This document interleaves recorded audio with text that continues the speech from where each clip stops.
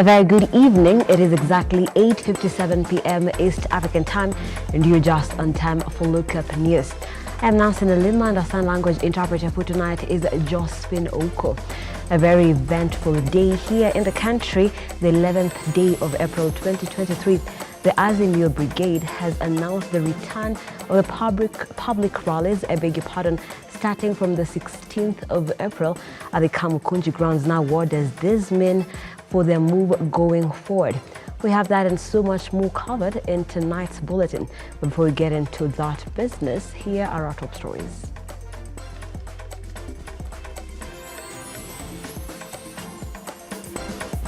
Tonight on Lookup News, yet another student from Okumu Girls dies while undergoing treatment in Kakamega.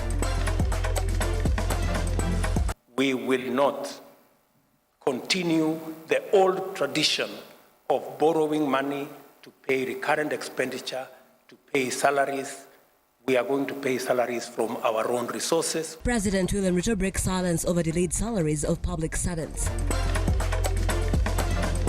Consequently, the PG nominates the following members to lead our team in this process. And Kenya Kwanza unveils 7-member team for bipartisan dialogue with Azimio.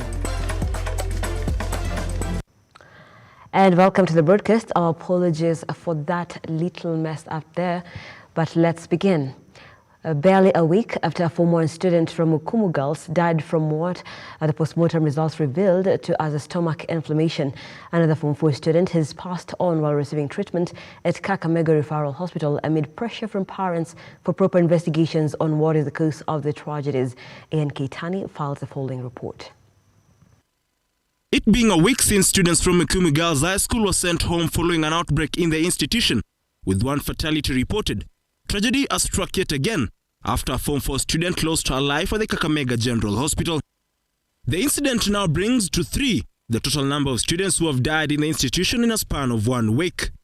According to her mother, the student arrived from school a week ago with health complications, with the health condition deteriorating as days flew by.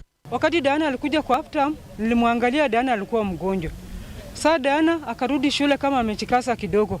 After 2 days wakaniidia Diana, nikaenda nikachukua Diana, nikapeleka Diana mgumu, nikaenda Diana nyumbani, nikaanza kutibu Diana. Si kuachia Diana nafasi hata kidogo.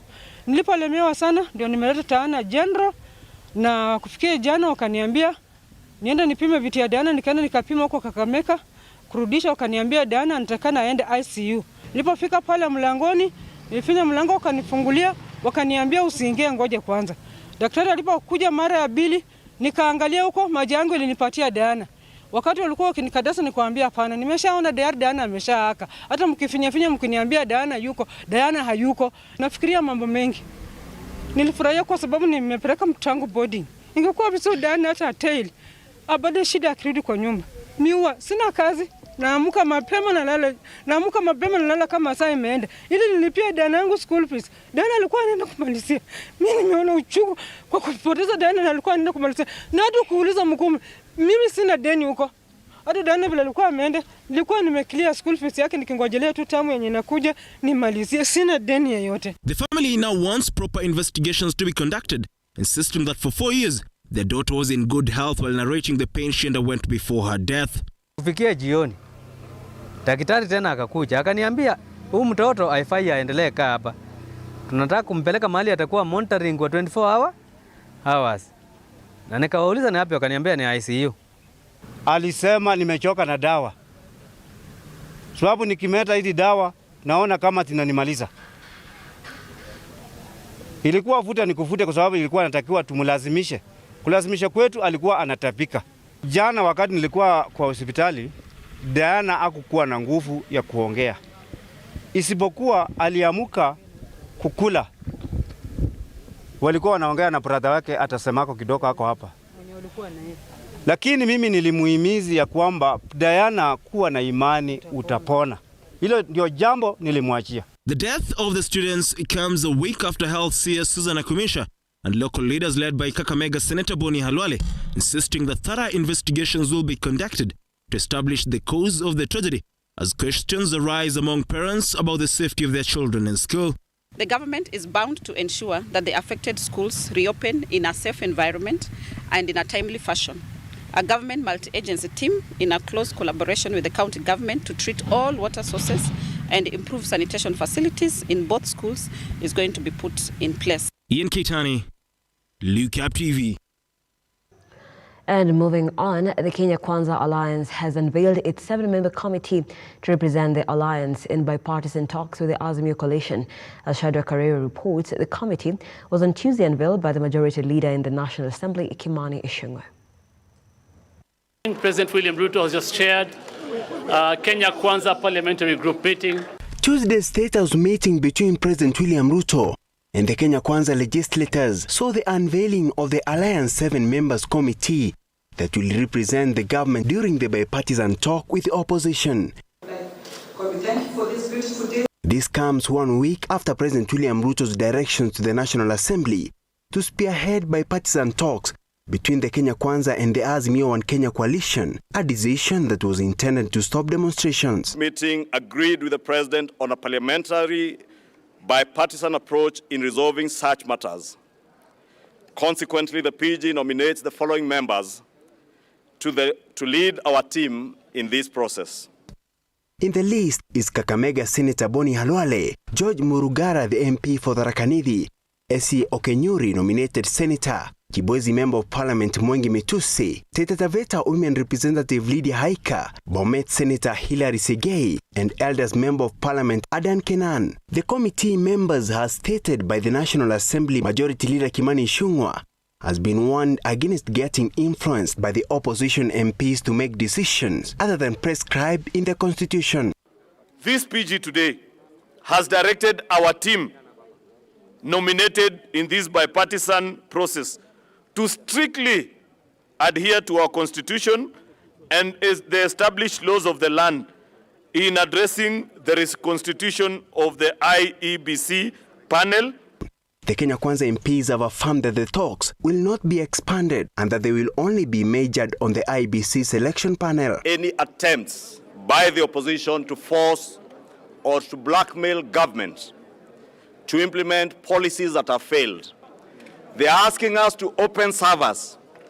This parliamentary group has asserted that we have no key to any server other than the key to open the economic servers to reinstate our economy to where it ought to be. On the other end, the Azimio and Kenya MPs have maintained that their other demands must be considered in the talks, even as their party leader Raila Odinga threatens to go back to the street demonstrations should that not happen. That we are totally surprised and stunned at the fact that they have brazenly appointed in their team a member from the Azimio la Umoja coalition. The Azimio coalition, through a letter, have announced that as the negotiators take up their responsibilities, the coalition will order public barazas starting at Town Hall on Thursday and later at Kamukunji grounds on Sunday to explain the upcoming course of action. The Kenya Kwanza committee will face off their colleagues legislators from the Azimio coalition, including Narok Senator Ledama Olekina, Nairobi Senator Edwin Sifuna, Kitui Senator Enoch Wambua, Amina Mnyanzi, who is the MP for Malindi, Millie Odhiambo, the MP for Suba North, David Kosing, the MP for Pokot South, and Otiende Amolo, the MP for Arieda. Shadrack Karere, Lookuptv. I think we are good. Thank you, Karere, for that report. And now on matters economy, it is now crystal clear that the national government is facing unprecedented economic crisis that has occasioned a massive delay in salary payment for the civil servants and a challenge in disbursement of equitable revenue to devolved units. The head of state, President William Ruto, has come out to admit the national treasury is facing acute revenue shrink due to alarming national debt. The president, however, maintains his government will not go on another borrowing spree to finance the recurrent expenditure. This even as the opposition predicts a total economic meltdown if no drastic measures are taken, as our reporter Henry Tende now files. For the second week running, civil servants have not received their salary for March, and up until today there is no tangible indication the salaries will be paid anytime soon. The delay in payment of salaries and disbursement of equitable revenue allocation to various counties has seen blame game between the national government and the opposition on who should take responsibility for the deteriorating economy. And there we now have the unveiling of the report.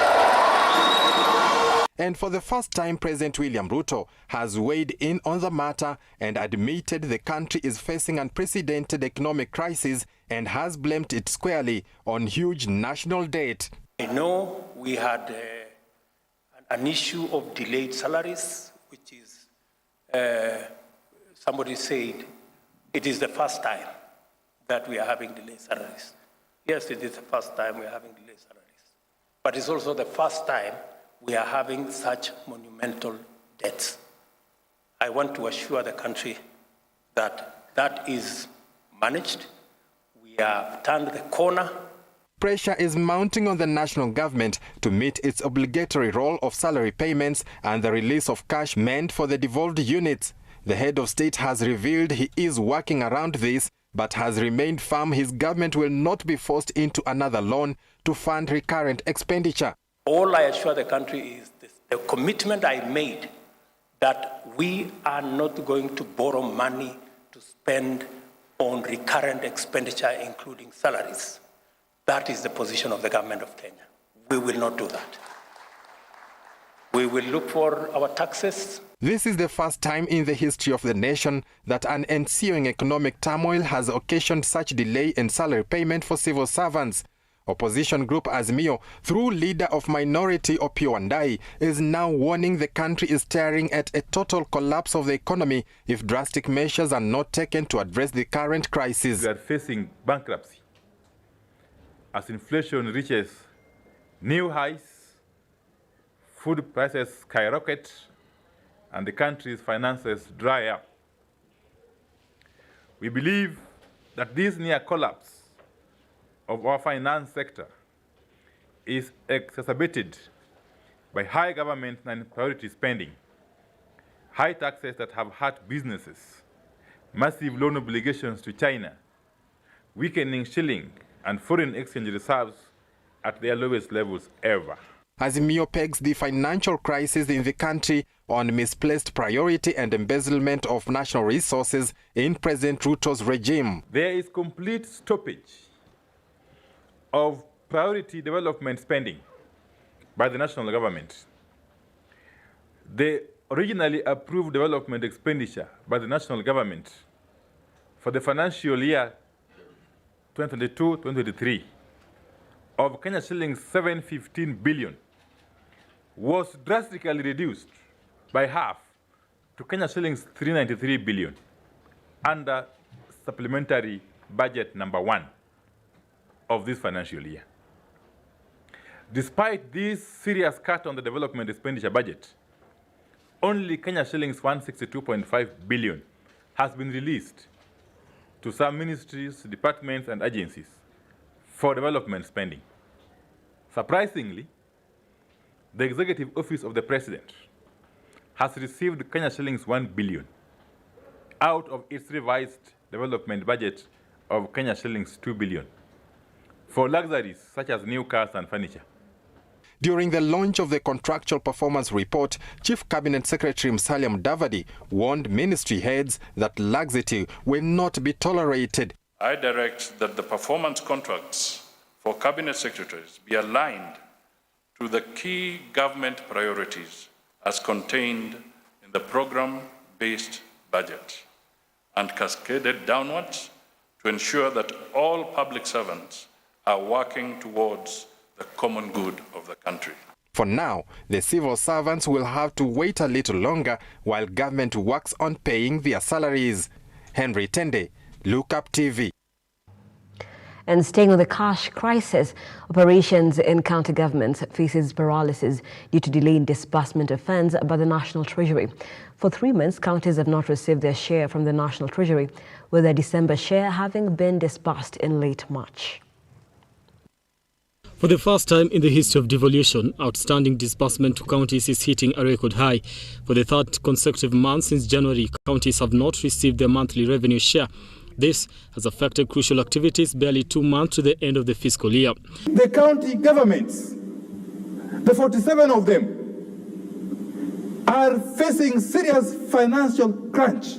Out of the 370 billion shillings, which is the equitable share, 2 months before the end of the financial year, only 141 billion shillings has been disbursed, Madam Speaker. And county governments are unable to pay their employees, leave alone providing essential services to the people of this country. As a matter of fact, there has been no remittance to the counties for the entire period of January to April this year, which is unprecedented. The move goes against the law that stipulates that the counties should get disbursement every month from the Treasury to run their activities.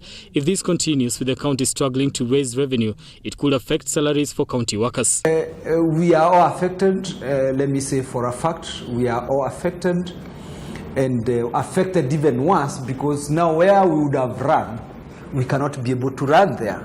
Even banks, they cannot be able to give county workers even the loans because it looks like the ability to repay these loans is also becoming an issue. And especially when the monthly deductions for those who are servicing their bank loans is not remitted to the banks. The delay in disbursement goes against the law. Article 219 of the Constitution and Section 17 of the Public Finance Management Act of 2012 provides for the timely disbursement of equitable share to the devolved units. It says a county's share of revenue raised by the national government shall be transferred to the county without undue delay and without deduction, except when the transfer has been stopped under Article 225.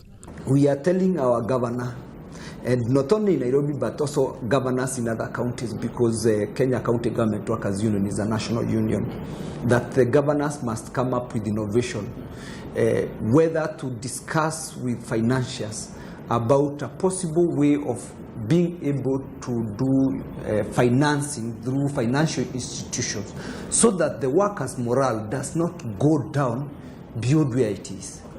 Figures indicate that the counties are owed 31.45 billion for January and February each, and 29.6 billion for the month of March.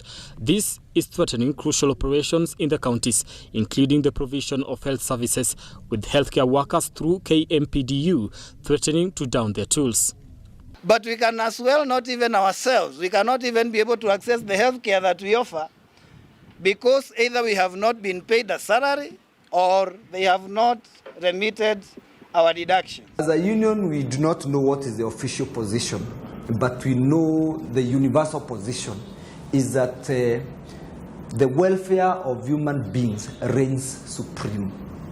We are talking about workers who are Kenyans and who have a social contract with their government. So the government, first of all, solely has the responsibility to ensure that Kenyans get the first priority in terms of all the priorities, other things remaining constant. The counties have accumulated huge pending bills as they shun development, as they channel the little funds they raise to payment of salaries and other recurrent expenses. The report shows that 5 counties have failed to spend a coin on development in the last 6 months in what can be attributed to a cash crunch. They are Elgeyo Marakwet, Marsabit, Tana River, Wajir and Migori. According to the report, West Pokot, Taita Taveta, Meru, Lamu, Kwale and Trans Nzoia spent less than 100 million shillings each on development. Most counties have been wobbling as a result of delayed disbursement, with most resulting in taking overdrafts from banks to pay salaries.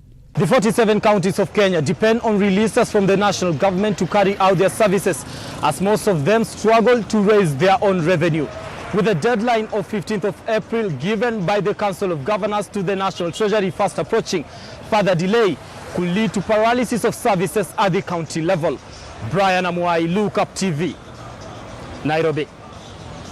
Thank you, Brian Amuai, for that story. Takes us for a very fast break here on the program. A lot of conversation about the cash crisis in government and what could possibly be the state of our economy. What are your thoughts? Do let us know at Lookuptv on Twitter, Lookuptv on Facebook, and Lookuptv on our YouTube channel. We take the break, but don't go too far. So much more on the other side.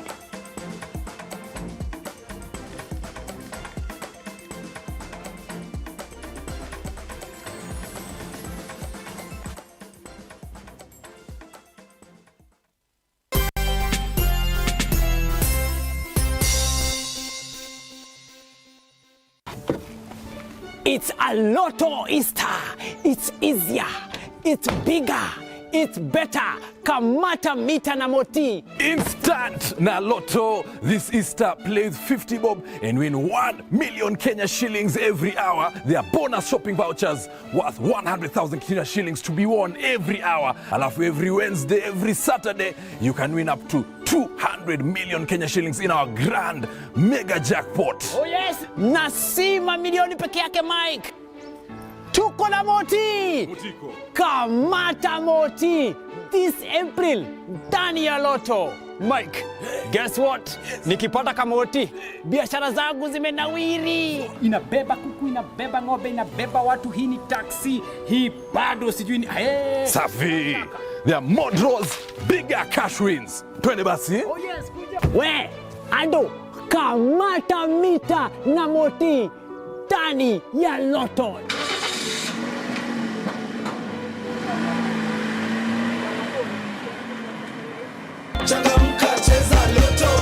It's easier, it's bigger, it's better. It's Grand Mega Draw. Cheza na shilingi 50 hadi shilingi 2,000 na ushinde mega cash ya 200 million. Isitoshe, kuna mega bonus ya up to 20 million shillings kila Jumatano na Jumamosi. Sio ndoto, unangoja nini? Cheza Lotto, it could be you. Nenda kwa M-Pesa paybill number 777-000. Andika neno Look kama account number. Cheza na kati ya shilingi 50 hadi shilingi 2,000 na ushinde sasa. Round hii ni more draws, more cash and big wins na Lotto. Over 18s only. Gaming can be addictive. Play responsibly. This message has been approved by the BCLB.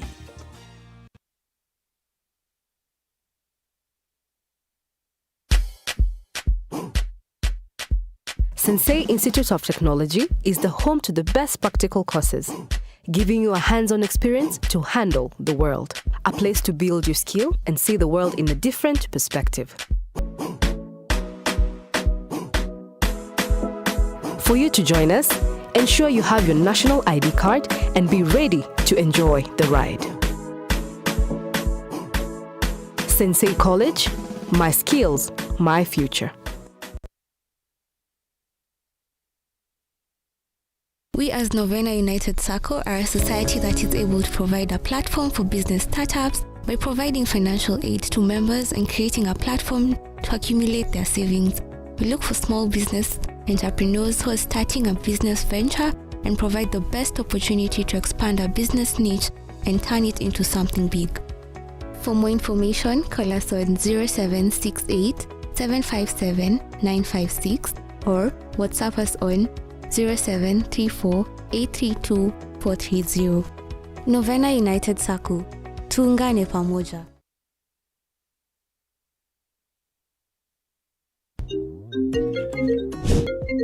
Hey darling, are we still on for a coffee date? I'm waiting for you to come and pick me up. I should be able to pick you in a few.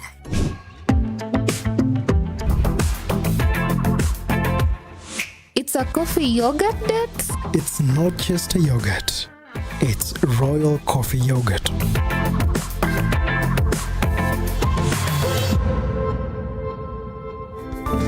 Flow with the sweet taste of thick and smooth Royal Fresh coffee yogurt. Royal Fresh, the royal taste of freshness.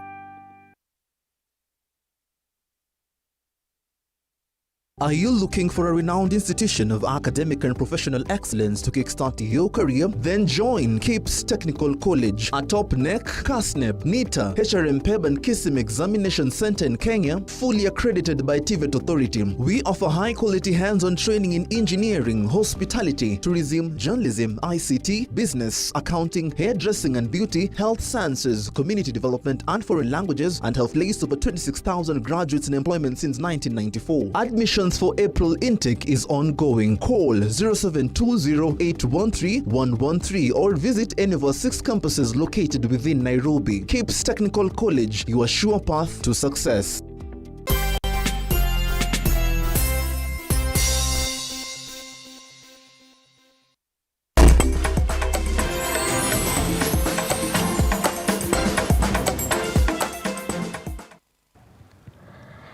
And welcome back. Thank you so much for staying with Lookuptv. This is a Lookup News.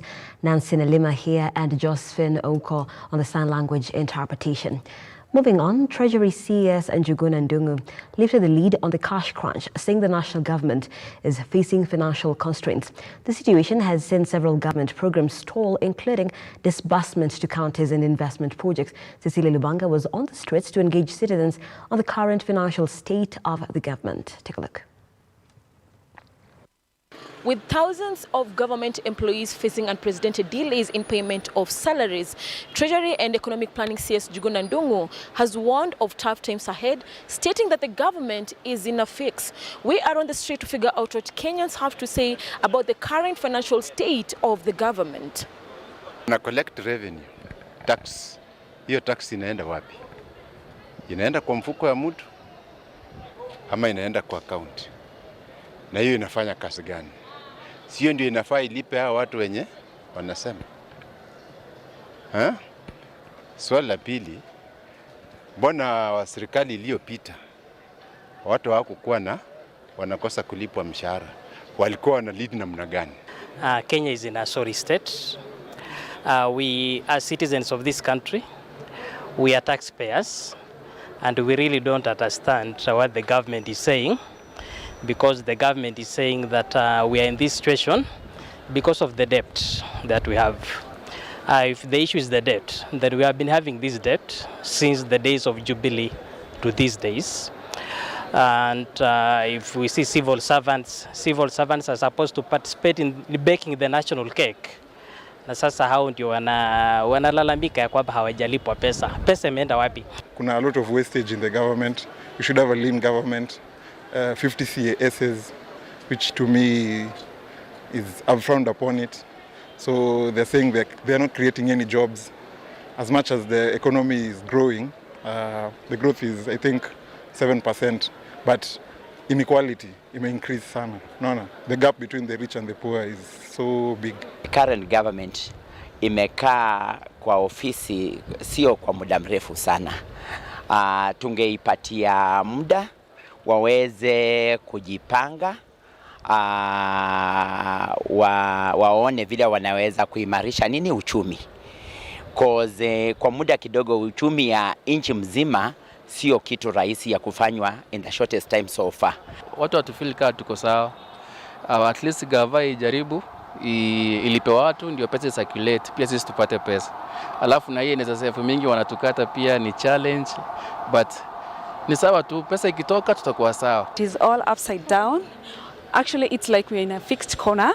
We really can't get out of it because you make a living and the next time you're paying debts and then you get again into a cycle whereby you're in a debt crunch. So the cycle starts again. So the current financial status is actually not helping the common mwananchi in any way. We are fixed, we are crying, and the cost of living is very high. I was watching something yesterday and the level of which we waste taxpayers' money is too much. Actually, nimejam. If these people should what's the word? They should shape up or ship out. Kama uwezi jobishia mtaani, kuna vitu zingine unaweza do. Go to your family, mtu mwenye anaweza hiyo kazi afanye hiyo kazi. We should have an audit on KRA, the way KRA is collecting the revenues, because even civil servants are the citizens of this country and they're paying tax. So what is happening surely? What is happening on taxation? How is the tax being used? Then also when you look at this government, there's something known as misplaced priorities. We have been hearing that there are vehicles that have been bought in the office of the Prime Cabinet Secretary. There are vehicles that have been bought in the office of the Deputy President. Even the Economic Council, led by David, requested some money from the Treasury.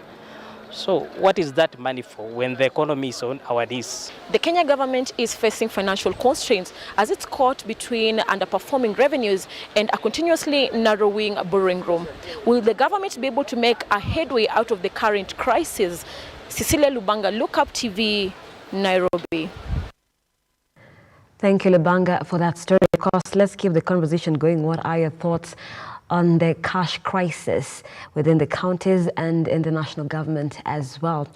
Moving on to a rather interesting story, Moyale Donkeys Welfare Group chairperson Hussein Osman has cautioned donkey users against giving their animals a bang to make them work harder, urging villagers to treat donkeys like other domestic animals by providing physical and psychosocial care.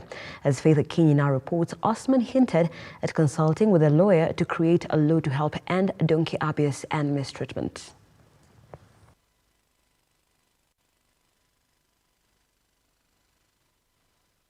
Binadamu ndo nafuta bangi, sio bunda. Kwa hivyo ni si mzuri sana kwangu. Hiyo tukue justice law iko kotini. Hiyo ngapeleka hiyo mtu kama unapatia chakula kama hiyo si mzuri. Kwa sababu bunda ni binadamu. Tena lugha, maji yake na kunywa, kuni yake na uza, alafu baadaye unafanyia overtime, hata sio mzuri. Hata kwangu ni mzuri, hata mimi mwenyewe kuna punda 4. Hiyo punda 4 unaenda maji mara 2. Bas, hawezi enda nyingine. Baadaye naenda kukula chakula. Unapatia tu nyumbani hata maji. Kwa hivyo sasa kama mimi naona sasa hii member wanasema hivi bunda unapatia bangi na chakula, unafanyisha kazi ila overtime, hiyo si mzuri. Kama mama, punda inatusaidia sana. Inatusaidia kushota maji, inatusaidia kuleta kuni, makaa, na hata kuvuka wenda upande Ethiopia kuleta chakula for transportation. Inatusaidia sana sana. Tunasomesha watoto na punda. Chakula yetu inatoka kutoka punda. Saizi punda zimepungua kwa ajili ya jilali. Kwa ajili ya uwezi wa punda imekuwa nyingi zaidi. Kwa hivyo tunataka usaidizi. Usaidizi gani? Sasa drought kama saizi chakula hakuna, zinakufa na njaa. Tunataka tusaidiwe chakula ya punda at least tuletewe. Kwa ajili mama kubeba maji kwa mgongo, kuni kwa mgongo, inasaidiwa na hiyo punda. Now to matters cost of living. Jokali artisans in Nyahururu, Lookuptv County have decried the high cost of materials and are calling on the government to adjust the price of such products, saying members of the public who are equally pressed with the high cost of living were no longer buying them. Innocent Ogaro with that story.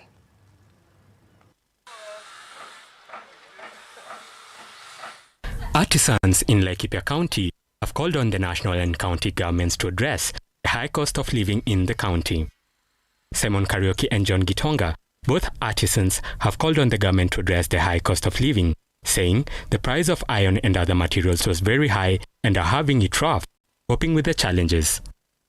Tungesema kwamba serikali inafaa itushukishie gharama ya vitu ili iweze kutuangalia sisi kama wanajua kali, kwa sababu saa hizi vitu ziko juu sana. Kila kitu unapata imeongezewa bei, mahali tunatoa material zimeongezeka. Sasa gharama ya maisha inakuwa kubwa sana, inakuwa juu sana. Lakini hali ya maisha imetupeleka mbio sana, kwa sababu kimfuko tuko chini. Kifika mambo ya kazi, material, vitu zimeongezeka bei. So upande mwingine tunafinyika sana. Though they have been working hard to renovate their wares to attract more customers, they are yet to break even. Lakini ukiangalia hii jiko ni zile zinatoka China, wanaweka mabati. Ukiangalia sasa vile zimebabuka huko ndani.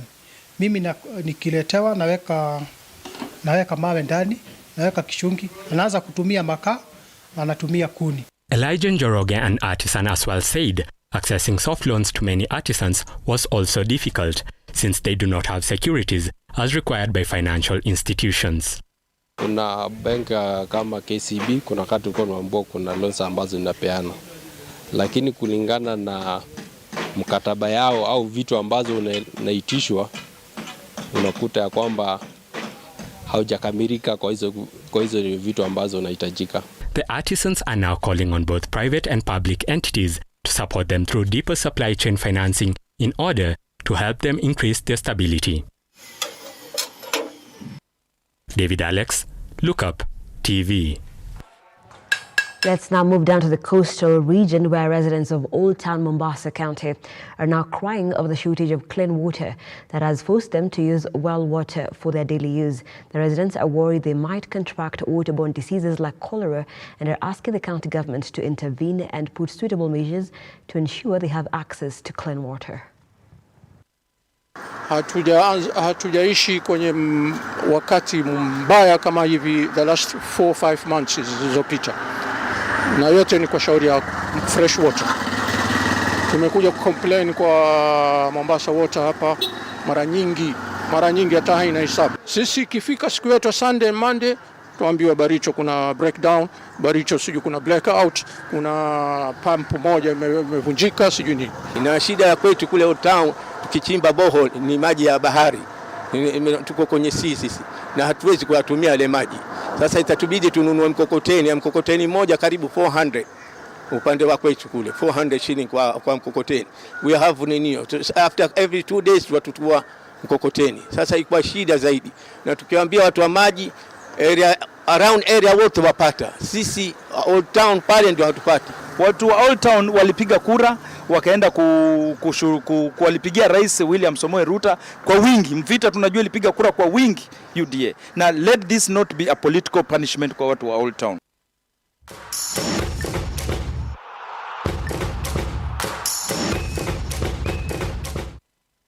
Let's now get sporty. Cabinet Secretary for Sports Ababu Namwamba led the launch of the KCB 2023 Golf Tour Series at Royal Nairobi Club. Felix Solana now reports the intentions of KCB Group to plant 1.5 million trees to curb climate change within the 8 months of the series.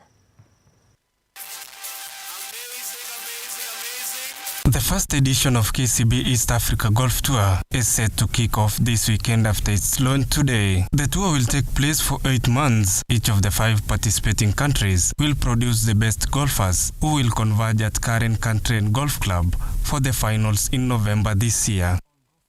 The edition will feature all golf players, including juniors, amateurs, and professional for both male and female.